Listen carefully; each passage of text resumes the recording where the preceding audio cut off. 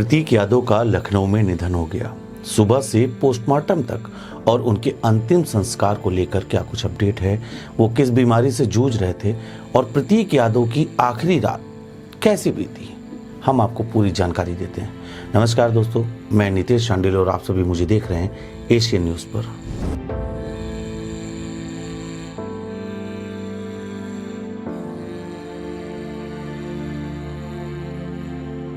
समझ में नहीं आ रहा, एकदम से इतना अच्छा इंसान और दुनिया छोड़ के चले गए। ये बहुत दुखद खबर है। समाजवादी पार्टी के संस्थापक मुलायम सिंह यादव के छोटे बेटे और अखिलेश यादव के सौतेले भाई प्रतीक यादव का बुधवार यानी कि 13 मई को सुबह लखनऊ में निधन हो गया। महज 38 साल की उम्र में उनके निधन की खबर से राजनीतिक और सामाजिक गलियारों में शोक की लहर दौड़ गई।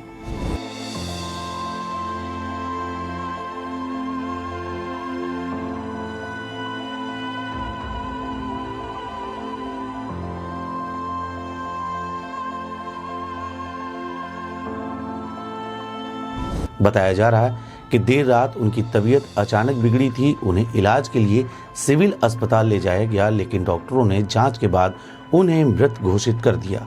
शुरुआती जानकारी के मुताबिक प्रतीक यादव लंबे समय से फेफड़ों की गंभीर बीमारी पल्मोनरी एम्बोलिज्म से जूझ रहे थे।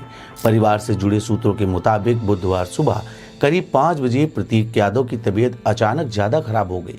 सांस लेने में दिक्कत और बेचैनी बढ़ने के बाद घर में अफरा तफरी का माहौल बन गया। इसके बाद तुरंत अस्पताल प्रशासन से संपर्क किया गया।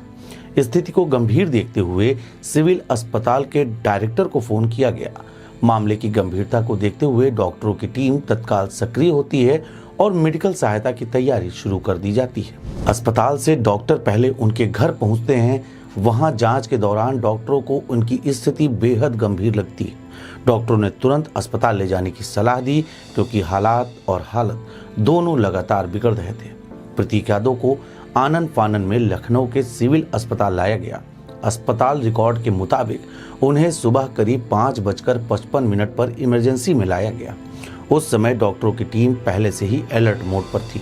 अस्पताल पहुंचने के बाद डॉक्टरों ने तत्काल जांच शुरू की, लेकिन कुछ ही देर बाद उन्हें ब्रॉड डेड घोषित कर दिया गया, यानी कि अस्पताल पहुंचने से पहले ही उनकी मौत हो चुकी थी। यह खबर सामने आते ही परिवार और करीबी लोगों में मातम छा गया।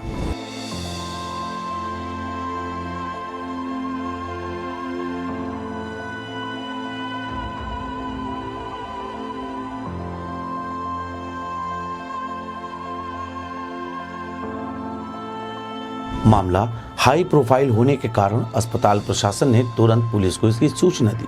इसके बाद पुलिस टीम अस्पताल पहुंची और कानूनी प्रक्रिया शुरू की गई। पुलिस ने अस्पताल पहुंचकर पंचनामा की कार्रवाई पूरी की। इसके बाद पोस्टमार्टम कराने का फैसला लिया गया, ताकि मौत की आधिकारिक वजह स्पष्ट हो सके। सभी जरूरी औपचारिकताएं पूरी होने के बाद सुबह करीब 7:15 पर प्रतीक यादव का शव सिविल अस्पताल से बाहर निकाला गया। इस दौरान वहां बड़ी संख्या में समर्थक और परिचित लोग मौजूद रहे। करीब 15 मिनट बाद शव को पोस्टमार्टम के लिए KGMU की मोर्चरी पहुंचाया गया। वहां पहले से सुरक्षा व्यवस्था चाक चौबंद कर दी गई थी, क्योंकि राजनीतिक परिवार से जुड़े होने के कारण बड़ी संख्या में लोगों की पहुंचने की संभावना थी, और हुआ भी कुछ ऐसा ही। डॉक्टरों की टीम ने सुबह करीब 8:30 बजे पोस्टमार्टम शुरू किया। मेडिकल टीम ने विस्तृत जांच की, ताकि मौत के पीछे की सही वजह सामने आ सके।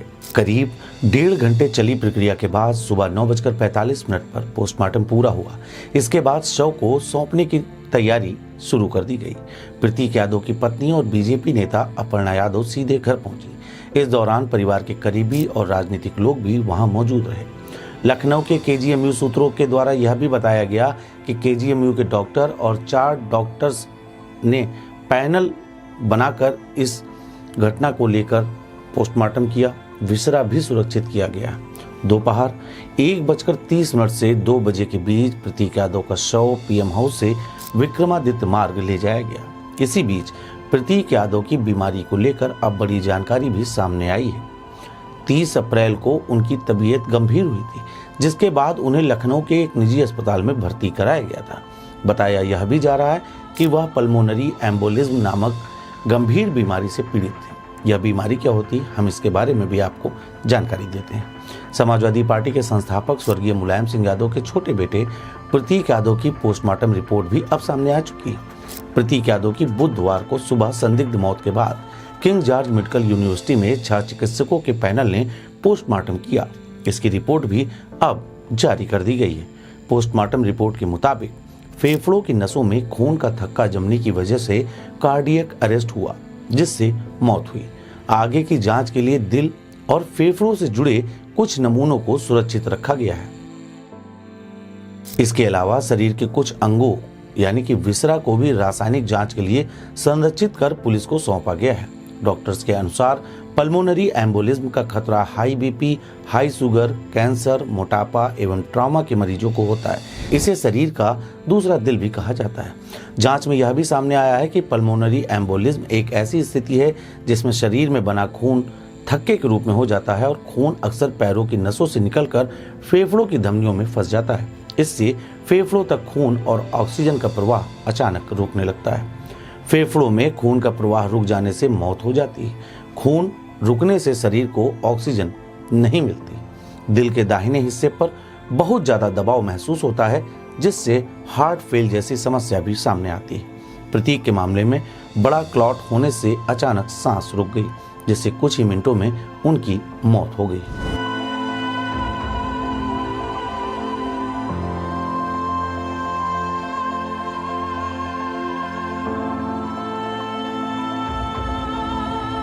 प्रतीक यादव के निधन के समय उनकी धर्मपत्नी अपर्णा बिष्ट यादव लखनऊ में मौजूद नहीं थी। असम से सीधे लखनऊ पहुंची अपर्णा यादव के आंसू रुकने का नाम नहीं ले रहे थे। प्रतीक यादव को अंतिम श्रद्धांजलि देने वाले सभी दलों के राजनेताओं का तांता लगा हुआ था। सीएम योगी आदित्यनाथ से लेकर पूर्व मुख्यमंत्री अखिलेश यादव भी मौजूद रहे। अखिलेश यादव इससे पहले केजीएम में भी पहुंचे थे। इसके साथ ही तमाम राजनेता भी प्रतीक यादव के लखनऊ स्थित आवास पहुंच रहे हैं। प्रतीक यादव के जाने से उनके चाहने वालों में गम की लहर है। प्रतीक की जिम में पूरी तरीके से सन्नाटा है, लेकिन अभी भी कई आवाज आ रही हैं और वह बस यही कह रही हैं, प्रतीक भैया आप बहुत याद आओगे।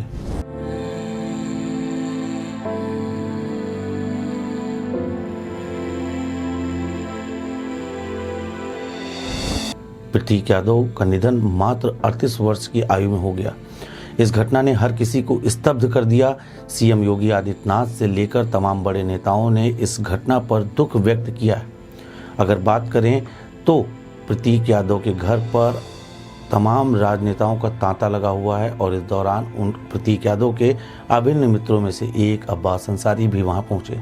शिवपाल यादव समेत तमाम समाजवादी पार्टी के नेता और इसके साथ ही भारतीय जनता पार्टी के तमाम नेता भी वहां पहुंचकर अपर्णा यादव के इस दुख को बांटने की कोशिश कर रहे हैं और अपर्णा यादव को ढांढस बंधा रहे हैं। प्रतीक यादव अपने पीछे अपनी पत्नी और 2 बच्चों को भी छोड़ गए हैं। प्रतीक यादव की इस मौत ने हर किसी को सदमे में ला दिया है। लोगों का अभी भी यह मानना है, कई लोग इस पर राजनीति कर रहे हैं, उसको लेकर भी सोशल मीडिया पर एक धड़ा साफ तौर पर उन लोगों को जवाब दे रहा है और साफ तौर पर कह रहा है कि किसी की मौत पर राजनीति नहीं होनी चाहिए, सिर्फ और सिर्फ होनी चाहिए तो संवेदनाएं।